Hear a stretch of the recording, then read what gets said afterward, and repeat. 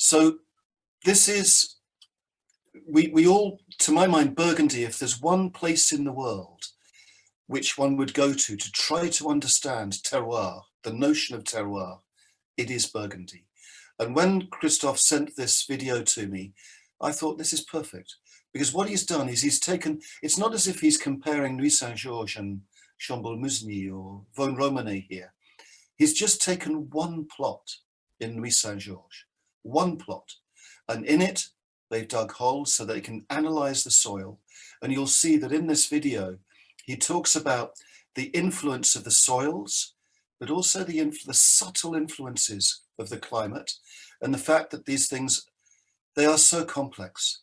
And we know that Burgundy is already divided into these many different crus and sites. So, you know, so in all the major appellations, you've got the various Premier Cru and Grand Cru, but even within those Premier Cru and Grand Cru, there are divisions, there are separations.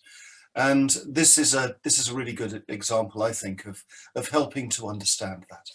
So this is in here a few lovely shots of Burgundy, I think, to set the scene.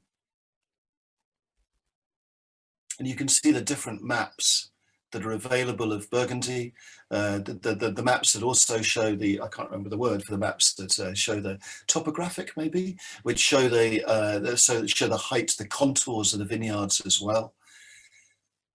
It's about the geology, it's about the climate, it's about the different soil types, and of course the vine itself. And we'll talk more about that as we go through this presentation. That looks like Bone Clos des Mouches to me. I don't know if it was Christophe, but that looked like Bone Clos des Mouches just there. Mm-hmm. And these and all of this in Burgundy, as you know, it's protected by UNESCO. I'm just going to pause here very, very quickly. This is a vineyard that I'm embarrassed to say that until about 5 years ago, I had never visited Cru Beaujolais. And I'd never been to Fleury, I'd never been to Morgon, I'd never been to Moulin-Avant, until Albert Bichot bought a domain called Rochecray in Moulin-Avant, and that's what this is. This is Moulin-Avant. Now, we all know what Beaujolais tastes of. It's fruity, it's soft, it's round. Did you believe it was made from vines that look like this? It's like almost a lunar landscape to me. This really barren land with granite very, very close to the surface, both pink and grey granite. And here you've got vines which in most cases are over 80 years old. This is the real Beaujolais. And this is why I think Beaujolais has, for so many of us, become so much more exciting in the last few years, because I think of the respect that the Burgundy has for the old vines. And you will have seen, I'm sure, that Albert Bichot are not alone. Other domains from the Côte d'Or have also bought estates in Cru Beaujolais in recent years. And there's no doubt in my mind that from vines like these, we're going to see outstanding wines in the years to come, as the Côte d'Or producers really understand what's possible from Gamay, from vines like this. But it is, and this is Moulin-Avant, but you go to Fleury, which is next door, and you see vineyards which are equally dramatic. It's an astonishing landscape. And if you haven't been to Cru Beaujolais, I'd really recommend going there. It is chalk and cheese from the sort of flatter, fertile vineyards further south in the Appellation that make most Beaujolais. It's a wonderful area.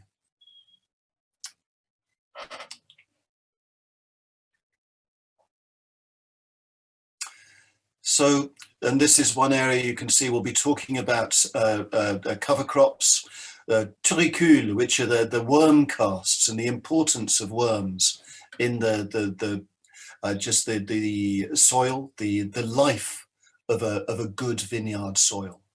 So this is really where we come down to the nuts and bolts of what this short video is about. One vineyard in Nuit Saint-Georges, which happens to be the vineyard behind me, you can see on my screensaver, Chateau Gris in Nuit Saint-Georges. And it's built on terraces, and this is right at the top You can see the chateau there, and the vineyard we're looking at is right at the top of the hill. This, by Burgundy standards, it is a vineyard with altitude. It's right at the top of the appellation. You can see it's quite a spectacular vineyard, a lot of old vines, and we're going up to the top here, where because it's a plot which isn't evenly shaped, it's got contours, it's got slopes, it's not got an even shape, the vines aren't trellised, they're not trained on wires. Here you've got the vines grown in a gobelet system. They are at least in rows, not en foule, but they are. There's Christophe, looking extremely Burgundian, and having a look around the vineyard. This is obviously winter time because there's not much growth here. And you can see this is unlike most vineyards you would see in Burgundy and in France generally, because it's the gobelet system.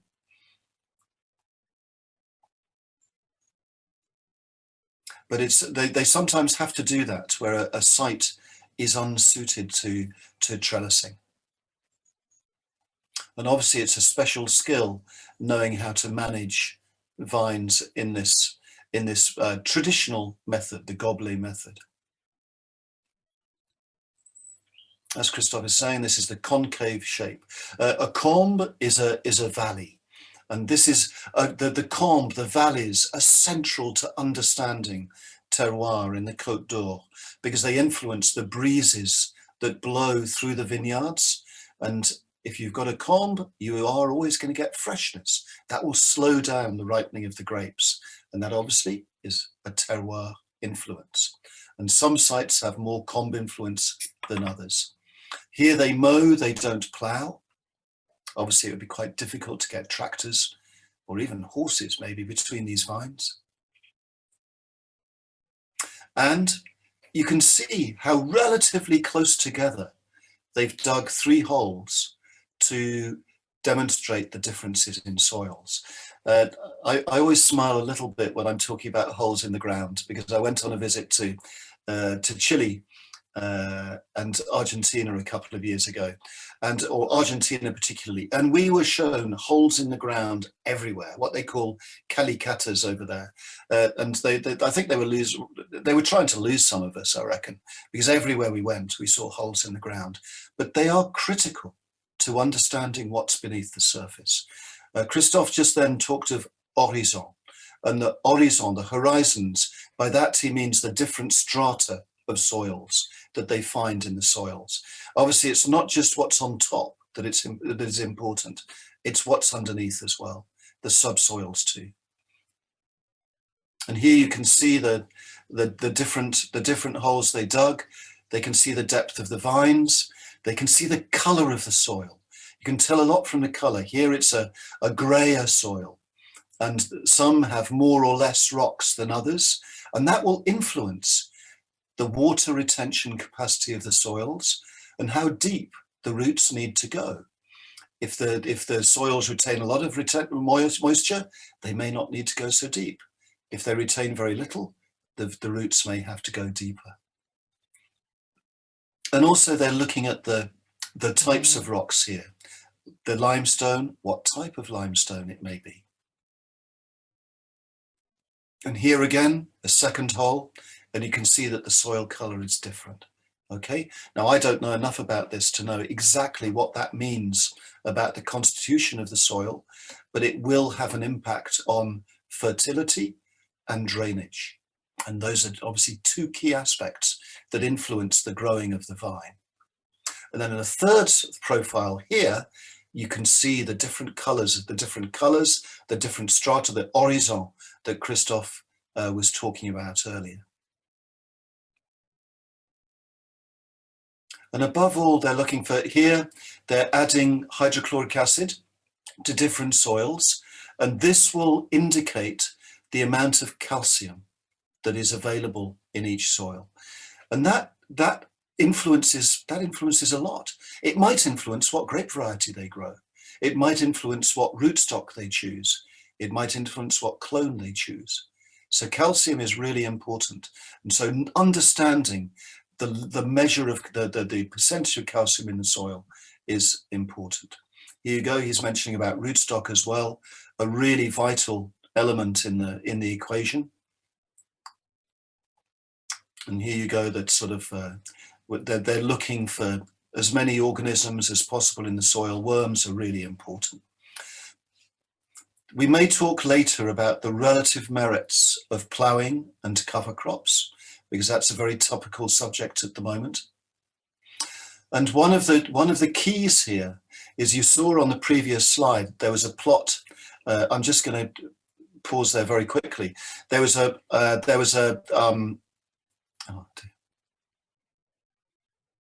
sorry, my fault. Shouldn't have done that.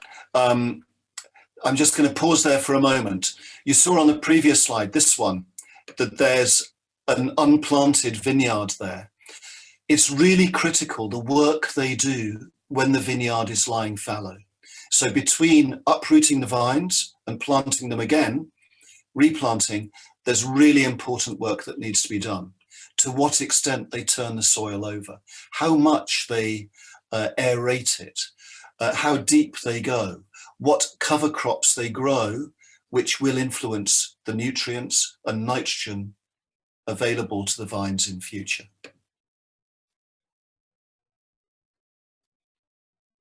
And they'll plant different cover crops. It's quite sophisticated these days in terms of the different plants they will grow. Some of these will also help encourage certain wildlife in the vineyard, which could predate on some of the wildlife they're trying to avoid. There you go. They've got one of the machines. This is an example of how deep they might aerate the soil. But as Christophe is saying here, these days they prefer to do not too deep, because it's going to influence the terroir.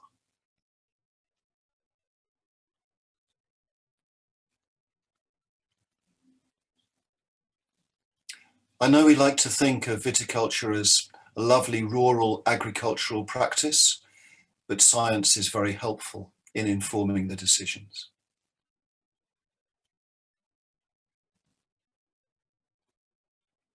So there's so much they can learn by digging into the soils, compactness here as well.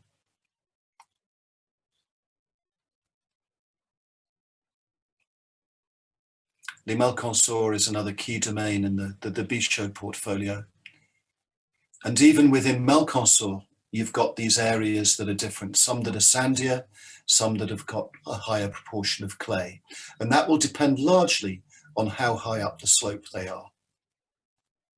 So it's really important to know this is where local knowledge is critical, and really understanding your vineyard.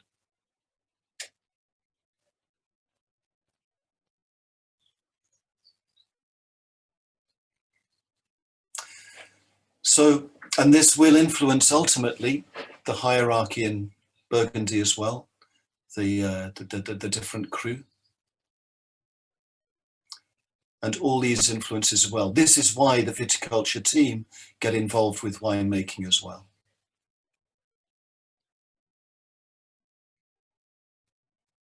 That's a great shot, isn't it? Wow. We'll probably talk about frost a little bit later. Scary.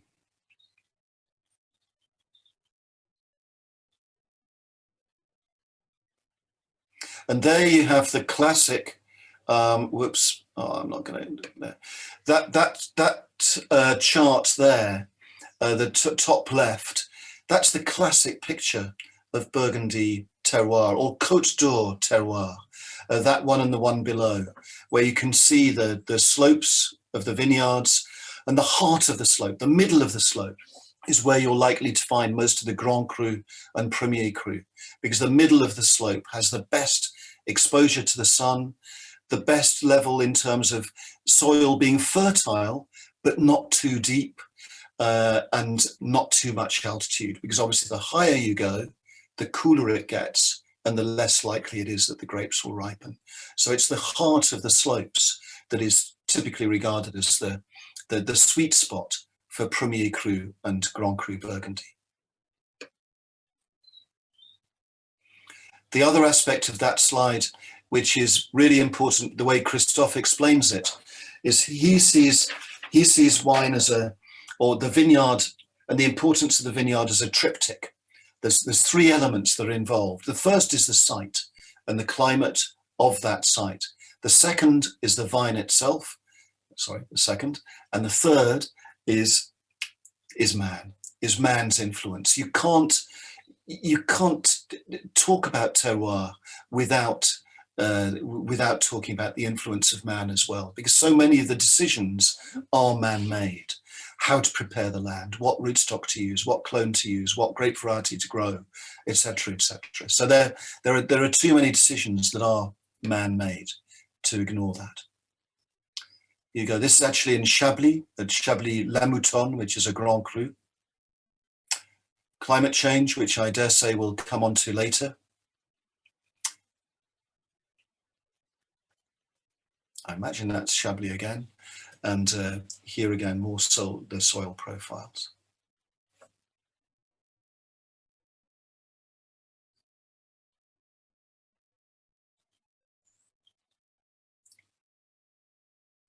This is actually a really important point that he's making there.